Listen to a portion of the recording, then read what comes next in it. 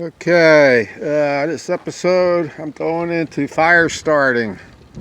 I'm going to go into 12 different techniques. I'm sure there's more. Well, there are more. I'm not going to go into every single fire starting technique. I'm going to go into 12 different ones. Now I had to put on my special muffle on my phone here because it's windy out. So please bear with me if it sounds a little too muffled. I'm going to go into about 12 techniques. There's a lot of ways to start a fire, and it's good to know if you're a prepper. You don't always have the best case scenarios, especially if you're out backpacking and stuff. So I'm going into some of those techniques, how to start a fire. You're out backpacking in the mountains or wherever, going across the desert.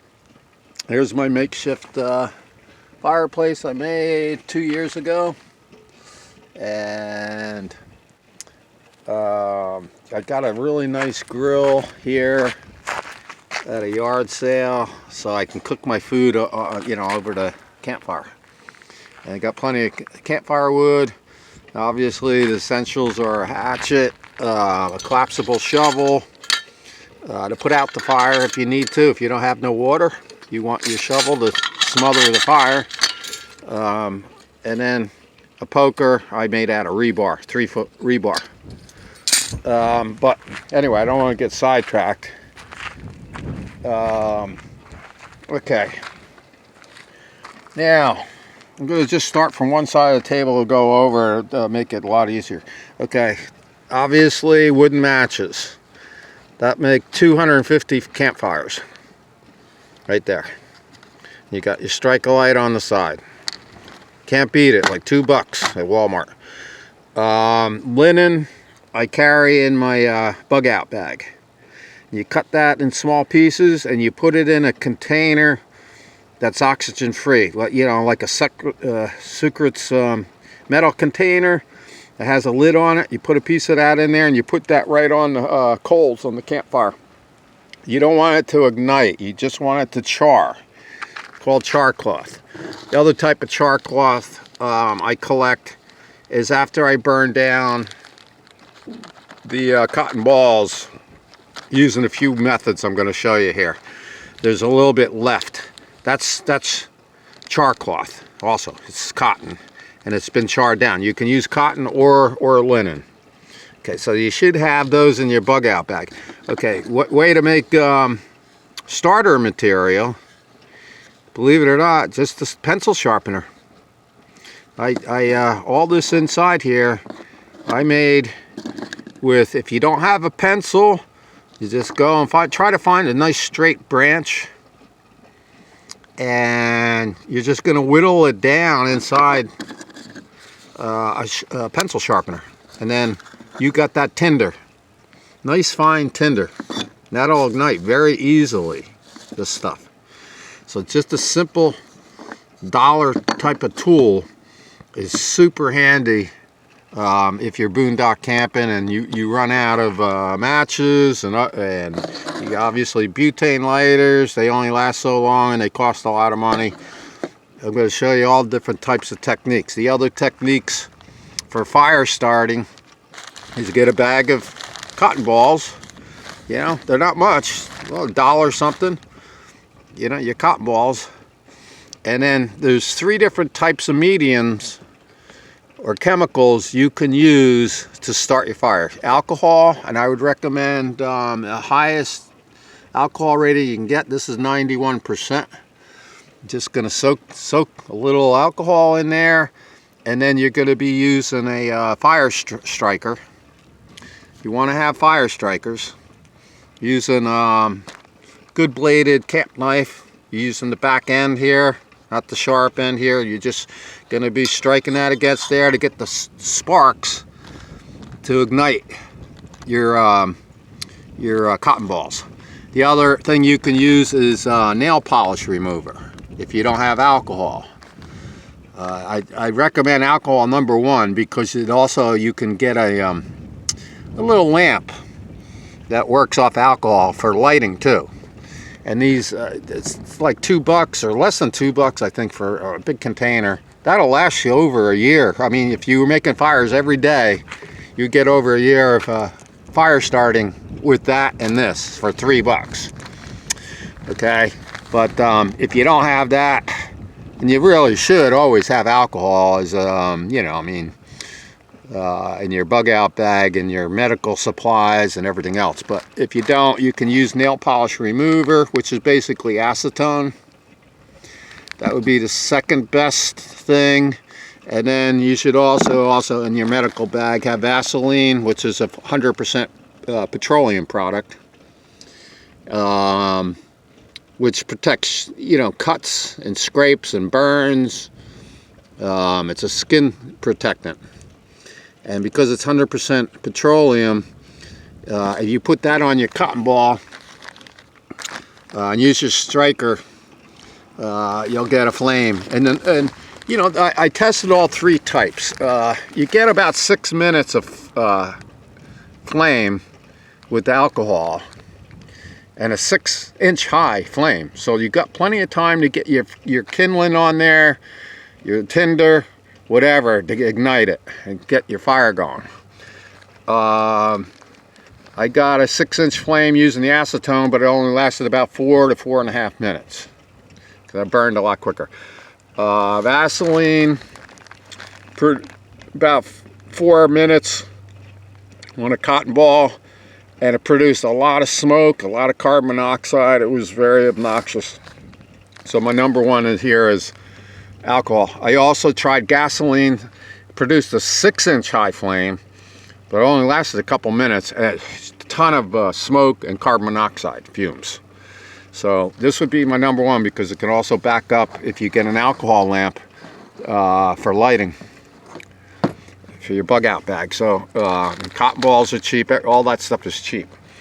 Okay, fire strikers, trying to see where my other one is. I just got 8 fire strikers for about $1 a piece, and these will last, each one will last at least a year. And like I say, you want to have a nice sharp steel tool. I like this knife because it's got a 1/4-inch thick blade, and you know, on the back here, and that's what I strike it with to get the sparks, you know, to ignite everything. You can also use, instead of these ferro rods, what they call them, magnesium, and you want to, again, a small, like whittling knife kind of thing, and you're going to be scraping off the magnesium off the bar into a little shaving pile, and then you use your striker light to ignite that. And magnesium will, I think it produces over a 3,000 degree flame, but it doesn't last long because you're only getting little shavings off of that bar. So my number one method would be soaking cotton balls in 91% isopropyl rubbing alcohol, basically, which you should have in your medical kit. That and your this too. So those are some ways to make fires. And let's see what else. Okay, magnifier. I always have a magnifier in my bug out bag. This one is a big one. I want something very powerful.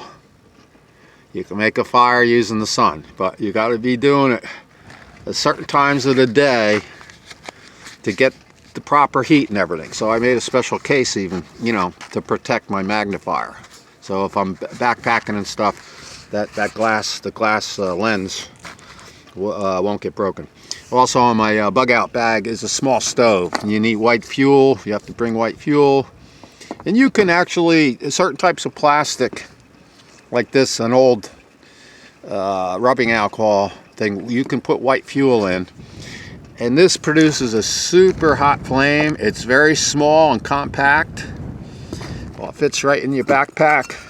I always had one of these for many years to go in my backpack.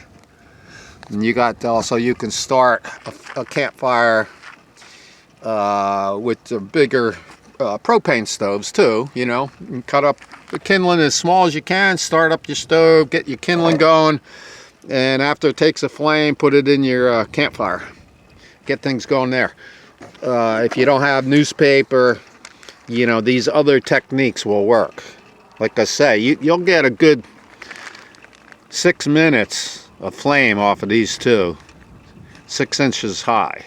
So if you got real small kindling, that's plenty of time to get a fire going. Now with the petroleum, the nice thing about if you're backpacking and stuff, these evaporate very quick if you soak the cotton balls, but the Vaseline, you can that doesn't evaporate, and if you put it in a Ziploc bag, you can put a bunch of those in there, and that could be your fire starter. These are it's a little more to get it started with the fire striker, but still pretty easy. It ignites pretty easy, but doesn't ignite instantly like with using those two products.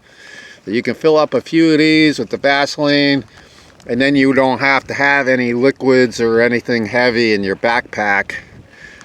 So there are some advantages to this. It's a very smoky, it doesn't burn as long, it doesn't produce as good a flame and stuff.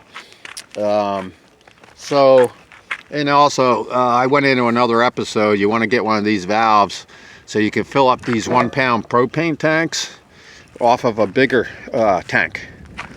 You can just, like I have 30-pound tanks in the front here. And this simple valve's like 12 or 15 bucks, something like that. Well, you can transfer from here to that little 1 pounder, and it only costs like $1.25 for a tank. Where if you go out and buy these tanks at Walmart and stuff, they can run you like $4 a bottle. So I did an episode on that. If you check my YouTube channel, you'll see that. It was a very popular episode. I got over 1,000 views so far. So anyway, this episode, like I say, it's just different techniques. Everything, you should really have all this stuff. You know, the medical stuff you should already have, and it can be reused for fire starting material. You should always have a couple of boxes of these matches. I would stock up on them, 3 or 4 boxes. They're only $2 a box. You can produce 250 campfires. But if you bring these backpack, you want to have a waterproof container to put your matches in. Because if these get wet, or this box gets wet, that's it. It won't start. Get your fire strikers, and also the magnesium strikers. I'd recommend. They're really cheap. You can be making campfires for the rest of your life using that stuff there. And then, you know, there's the bow drill, which obviously I'm not going to get into. Could I make a fire with the bow drill? Yes. But anyway, I'm doing this on a smartphone with one hand, and I can't even demonstrate how easy it is. If you soak one of these cotton balls in this alcohol or acetone, man, it's like the first strike, it's going to flame up. You're going to get a beautiful flame for 6 minutes, 6 inches high, which you could put, you know, this kind of stuff on, you know, put some stones down and lean this stuff up on the side, put the cotton balls underneath, and to ignite your fire. So anyway, that's about it for this episode. This is Eagle Eric out in the Sonoran Desert. And I'm going to sign off here. Over and out.